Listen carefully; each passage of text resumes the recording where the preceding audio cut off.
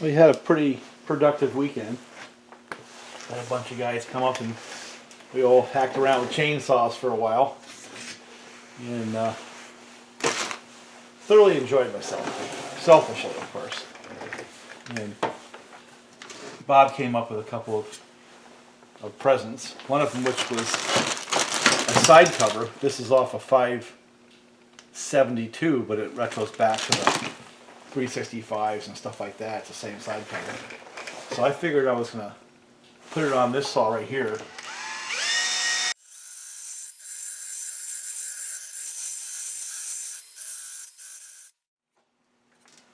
Start doing a little bit of cosmetic touch up on this.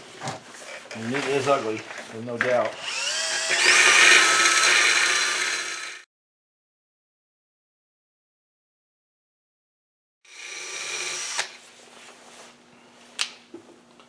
Better quit before it actually starts looking good, you know. It'll take away the whole persona of the saw. You can put a lot of time into pretty. You won't notice, but I will. It doesn't have the flux on it. That'll be my one concession to aesthetics. For a while, I may pull it off and then grind it all back and make it all pretty and paint it. But for now, I'm happy with the way it is. Of course, the other thing is to put this cover on that Bob got.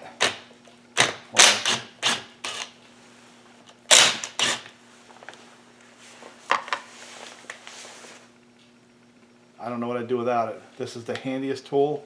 Before this, I had a drill effectively with that Bosch. And I went through a couple of other different brands, but this thing here is just awesome. It's a genuine Husqvarna part. On a Jonsered saw.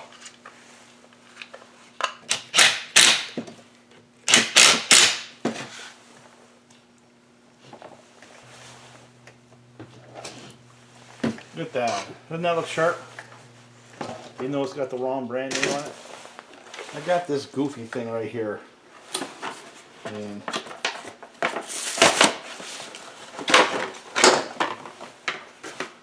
I wonder if I put this handle on here, it might be a little easier for me to get this thing started. It's my dog modified scissors.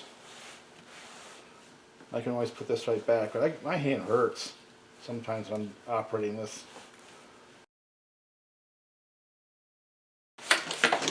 See if that makes it a little bit easier to get it started, you know? It's definitely easier to pull.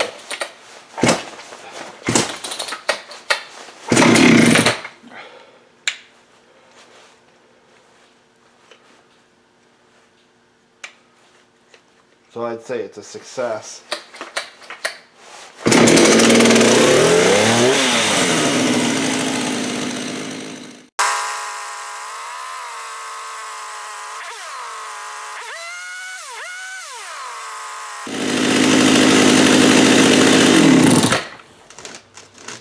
Now I don't like this idle, so I gotta figure out why it's got a high idle on it.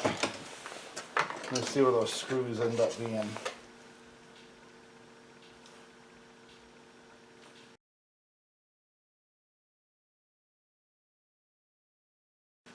It's pretty dirty in there, and of course me blowing it out is not going to help it run, but it's going to help me see what's going on.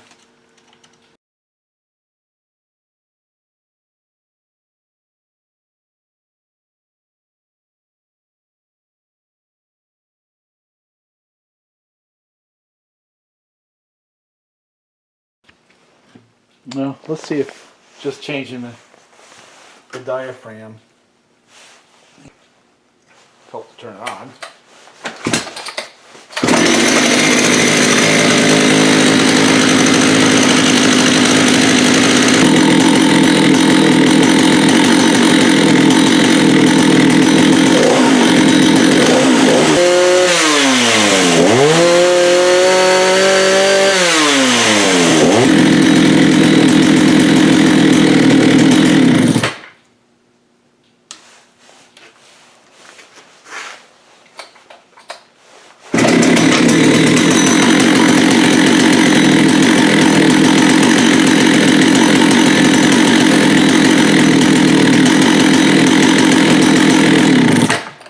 I'd say that's a net gain. And it runs a little bit better. It's not perfect, but it's an old saw. So I think I'm just going to leave it the way it is and run it. And see if I put a little time on it, picks up some compression.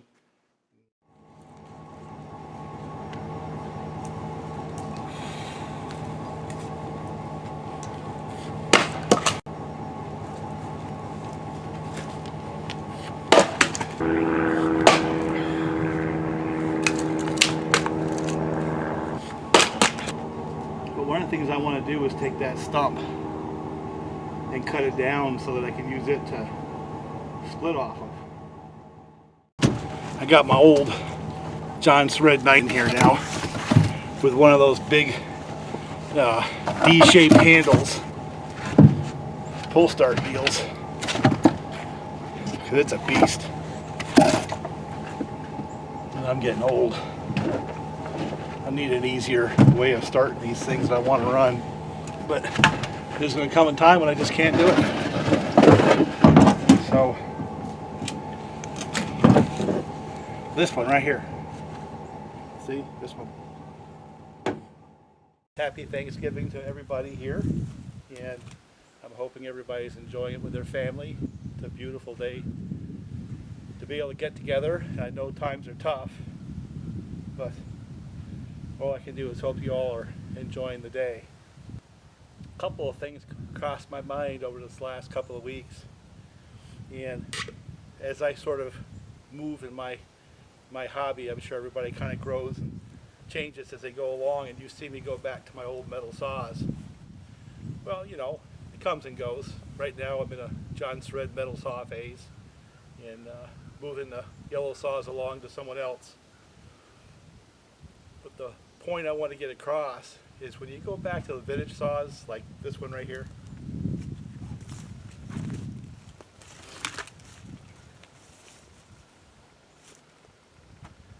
it doesn't have a chain brake. You know, there's a lot of safety features on the new saws that these old things just simply don't have. And I guess my point is that PPEs are even more important if you go back to the old saws.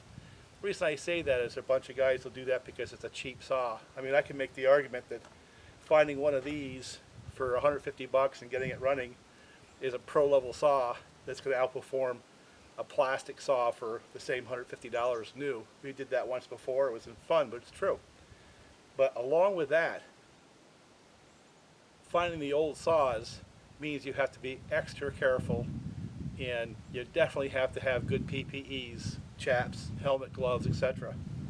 And you got to spend a little bit more time understanding how to operate a saw safely, because these things can create a mess in a hurry, just like a new saw. It's a little bit easier because after years and years of running the new saws and the chain brakes and some of the safety features they have, it's easy to get a little bit lazy because you had a performance envelope that allowed you to be a little sloppier with a new saw possibly because of the lightweight and chain brakes and things like that. You go back to operating these, making those same assumptions, and you can get hurt. So a part of me saying Happy Thanksgiving is also me saying please enjoy the hobby safely. So that's my little lecture for the day, or for the year possibly. But another point I want to make is, as I've been going through my inventory of tools I kind of pick up, I keep picking up hatchets for wedge drivers. And you know, the better lightweight ones, they have a purpose for a camp axe. This is an older one I found at a junk store upstate New York, and this is quite a bit heavier than the nice little Fiskars right here. And this is a lot more effective when you want to drive in a wedge. You know, the extra weight matters when you're trying to wedge over a tree. So this has replaced my Husqvarna, which had replaced my Fiskars, because the Husky was a little bit heavier. I used it for years. You've seen it in the video for years. But this one you didn't see much because it was just too light, didn't do anything for me. You know, so I have it, but I don't use it. But this one right here, with that heavier axe head, I don't know what the weight is, but it's got to be 1.5 pounds, approaching 2 pounds. is really, really effective at driving wedges. So one of the things I want to do over this next period of time is to find like a 2-pound axe head with decent steel, and maybe have a longer handle so when I'm driving wedges to try to push a tree over, I have a little more effective tool. But for now, this is now the official wedge driver for the channel. So, you know, you always hear the jokes about size matters, but when it comes to hammering things, weight matters.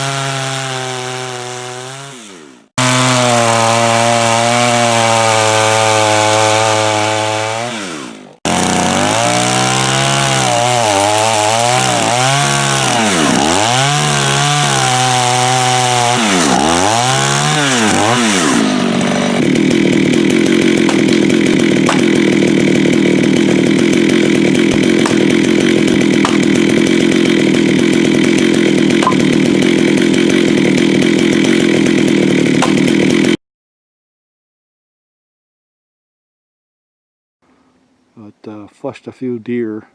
Now they're up on the top.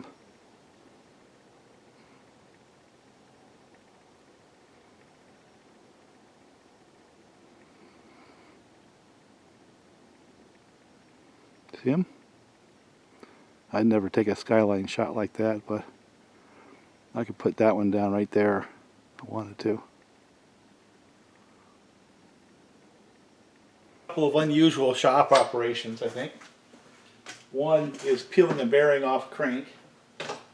And basically what I've got here is I've got a bearing puller, and I put the knife edge behind the bearing, and I'm going to crank down on the thing, get a good bite, and then take a puller and just try to pull that bearing right off the crankshaft. And part of the reason I'm doing that is because I've got a set of cases that I've got to put a decent crank in. And that bearing is moving quite easily, by the way. It's already moving. Just by me doing this operation, cranking down on it, it's already kind of moving. So it's not on there that tough. Not on there that hard. But I don't know if you can see it.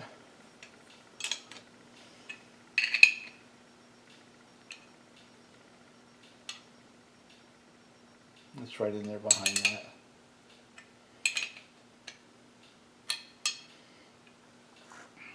Right? And this is how I pull them off. Usually X-Torques, because usually X-Torque is where the case gets pounded out, and I believe this probably came off an X-Torque, where the case gets pounded out on the PTO side,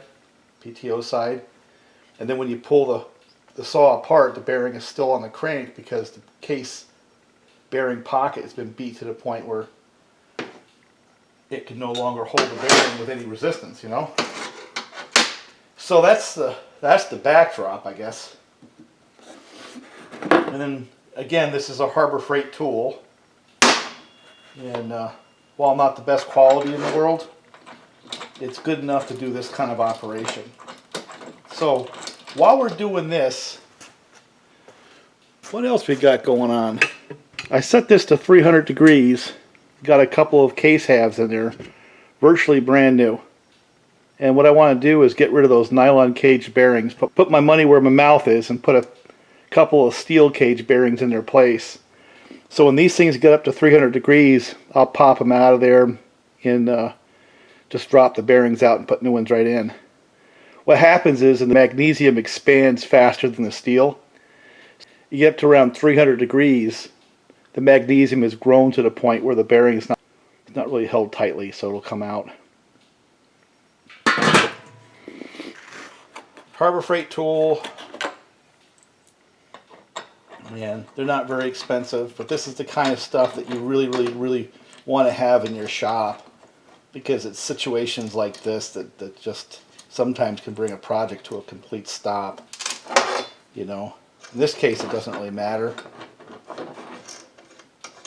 but I've had situations where, you know, it might be a customer saw or something like that when I'm doing that kind of work, and I really need a solution.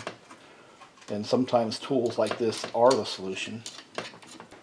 And while the Harbor Freight may not be the best quality in the world, you know, in a situation like this, it's a matter of it's good enough. And if I was pulling things every day, well then this probably wouldn't be the best option at all, you know what I'm saying? But since this is not a very frequent situation for me, the Harbor Freight's doing just fine.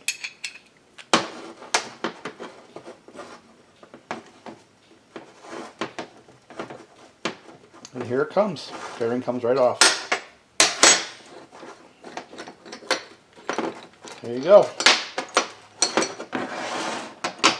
Alright, let's see whether or not 320 degrees, it's actually about 300 degrees, lets us perform this operation on these cases.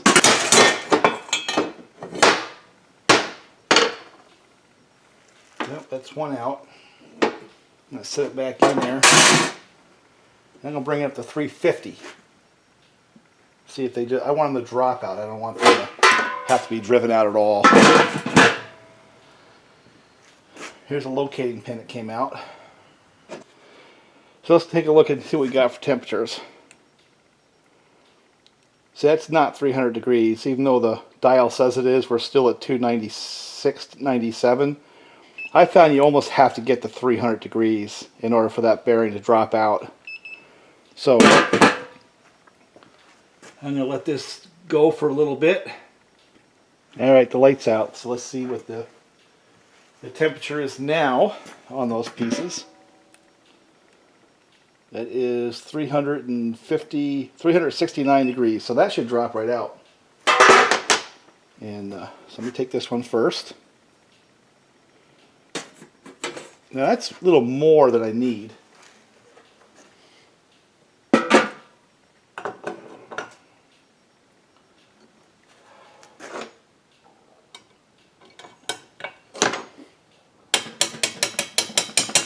Yeah, that's what I'm looking for, where there's no so let's see whether or not we can drop the other bearing right in. Yep, there it goes.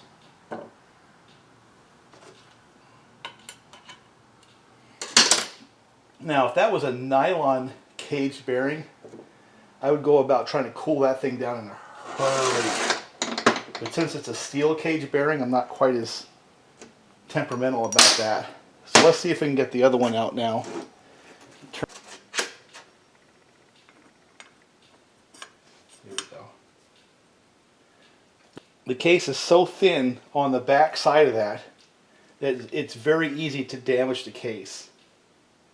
So this approach, by using the expansion contraction methodology here, is very easy on the cases mechanically. That's how I change bearings in cases, and it's the least stressful in the cases to do it that way. You know, in this case here we got to 350 degrees, and the ones dropped right out with no scratching on the bearing pocket, and the new bearings that were at room temperature here, about 50 degrees, they dropped right in with no interference whatsoever. So I think what I'm going to do now is unplug the turkey roaster, and let me see if I've got a gasket, and maybe we'll just stick this set of cases right together real fast. You might be asking, what am I going to do with these? These are brand new OEM cases, and it's bothered me for a while that this build right here was on Chinese cases. You know, it shouldn't matter, but it does to me. So I wanted to build this with the OEM cases and an OEM handle, which means this set of cases and this handle is going to be used for another project. Okay. The net here is anytime somebody asks me what the best way to do bearings and stuff like that on 372 cranks, I will just have to say that the right answer for me is one of those actions speaks louder than words. When I build my own saws, this is the approach that I use. Now I like putting a little bit of two-stroke oil pretty much on anything that's a bearing. Just a little bit. So this is what I do, again, on my own saws. We're going to test out these bearings. I have no idea if they last at all. They're a semi-ceramic. And their claim to fame is having the balls be sort of a ceramic. They're less susceptible to heat issues. And I am somewhat a skeptic as to whether it matters, because I've really had no failures on conventional steel cage bearings on any of the saws I've ever put together, ever. So, you know, it's kind of like that whole thing with pistons. You see these guys spend $100 on a forged piston for a saw that's running within stock parameters in terms of RPMs, and it makes no sense. I made a point in this series right here of using the VEC branded pistons, which are actually, they're not branded VEC, they're made by VEC, but they're branded Golf, or in this case Little Red Barn. And the reason I did was I wanted to make a point that for the things that we do, spending the kind of money that some of these guys are putting into these special pistons is just a waste. It's bling. It's not really add a whole lot of either performance or longevity to your saw, but you can say, hey, I got one of those pistons in my saw and feel pretty good about it. That's about what it's good for, you know. And I've been doing this for a while now, and again, I do work where some of my work ends up in the professional hands, and for that I always stick to OEM pistons and parts, and they've never let me down. For the hobbyist, you have more latitude just simply because you don't have as many hours. You know, you're not going to put as many hours on a saw as a guy who's making a living with it. Just simply not going to happen.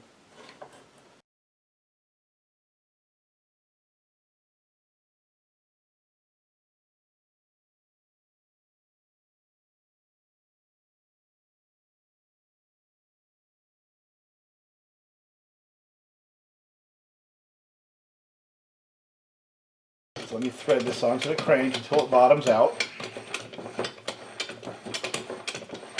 And now what I'm doing is I'm putting a force on the inner race of the bearing itself. This one's going kind of easy.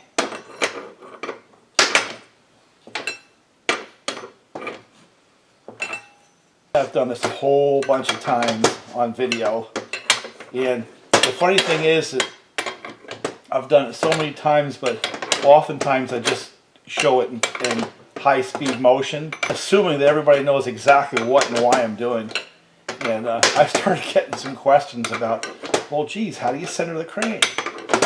You know, some ancillary stuff like that that I just assumed people had figured out. And it's not a bad question. It's just, you can't make those assumptions because, you know, I've been doing this kind of thing for 40-something years, and stuff that you take for granted if you've done this all your life. You just can't assume that somebody who's getting into this for the first time is just going to intuit that, you know what I'm saying? Some will, but some won't. And it's not that anyone's stupid or anything like that. It's just a lot of this stuff is not readily obvious to people. Now I gotta. This guy is seated, and I've got the gasket on. I've got the gasket goop on. So let's turn around and get the other side. Now notice I have the connecting rod, so it kind of rattles in there now, so we're good. I've got the locating pins right there. That gasket's sitting on a little bit of 1184, which is kind of unnecessary, but it's something I do. And the other thing I noticed is I got to be a little careful of, if you look right inside there, the bar stud began to walk out. So before I put this half on there, I'm going to tap that bar stud through to make sure it's seated. Okay. Let me just get this. I'm going to thread that right on there. I probably should have put the handle on first, but it's late. Well, let me just put the handle on this way then. As I get close in, I want to make sure that those line pins are in fact going to line up. And what I'll often do is I'll drop these screws in just to align, not to squeeze, just aligning the screws. Not interested at all in using these to try to pull things together. That's just not going to happen. So I'll leave it at that.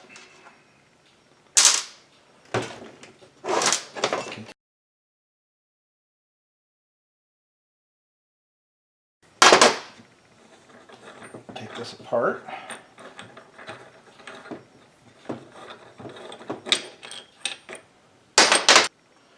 Now the other thing is, on these semi-ceramics, I would be nervous pulling on the case itself. So pulling on the inner race doesn't put any stress on the balls of those bearings. I have a hunch that matters with a semi-ceramic, which is a brittle material. The balls are more of a ceramic type material, which means they're going to be more brittle.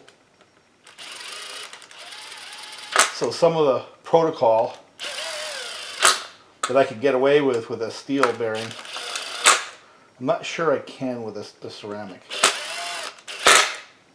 Maybe you can see where it's a little bit too far that side. So we need to tap it over. Now, if you want to do it correctly, just get yourself some stack of feeler gauges. The 24 still doesn't go in there. It does go in there. I'm going to set that gauge right there. I'm going to wind my tool right into the crank. What I want to do is I'm going to give it a tap. I don't want it to close up to the other sides. That's why I'm leaving that in there. I do it up here. I don't sit it on the bench. I keep it up here. So I'm really not putting a lot of stress on anything. Okay? Now, still can't fit the 25 in there. It's a slip fit here, and I can't fit it in over here. So we're going to go to 20. There we go.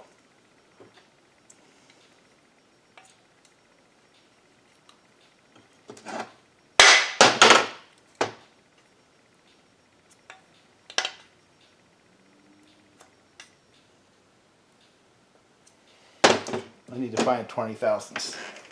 So it almost fits in the one side. And this is 21 thousandths. So you need to find a 20 or 18 thousandths. These cases are a little bit different than what I've seen. 19 thousandths. Very slip fit there. So I'm going to do a tap with a 19 thousandths. It's a slip fit both sides. So to be honest with you, when I get that kind of a same kind of a feel both sides, by stepping down until when I tap on the one side and it snugs up against the feeler gauge, that I can take that feeler gauge and do a slip fit on both sides of the crank. Visually it looks good. That's good enough. You know, I got roughly 19 or 20 thousandths a side on both sides. You're not going to get it any, you know, more centered than that where it matters. That's pretty much all I got to do. So these cases are together. Now this is going to get that 48 millimeter top end, but that'll be another video. For right now, I better take the turkey roaster and bring it into the house and clean it up, because I think someone's going to be upset with me if it smells like grease, chainsaw oil. Talk to you later. Bye for now.